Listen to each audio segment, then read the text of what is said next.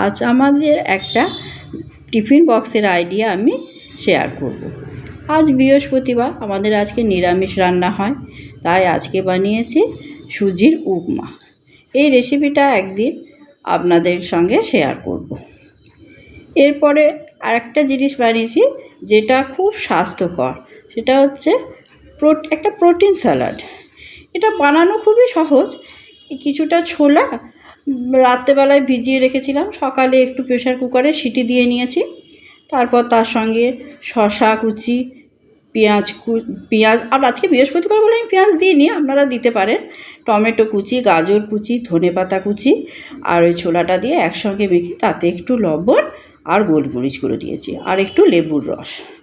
এবার সেটা ভালো করে মিশিয়ে নিয়ে একটা স্যালাড। এটা খুব ভালো, খুব স্বাস্থ্যকর খাবার এটা।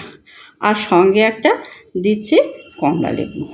এই আমাদের টিফিন একটুখানি হালকাই করি, কারণ দুপুরে ভাত, সকালবেলাতে ভাত খেয়ে যায়, দুপুরবেলাতে এটা খাই, তার জন্যে টিফিনটা একটু হালকা করি, খুব ভারী টিফিন দিই না, তাই একটুখানি হালকা টিফিনই দিয়েছি। আজকের এইটুকুই আমার টিফিন বক্সের আইডিয়া আপনাদের শেয়ার করলাম। ভিডিওটা কেমন লাগলো জানাবেন কিন্তু।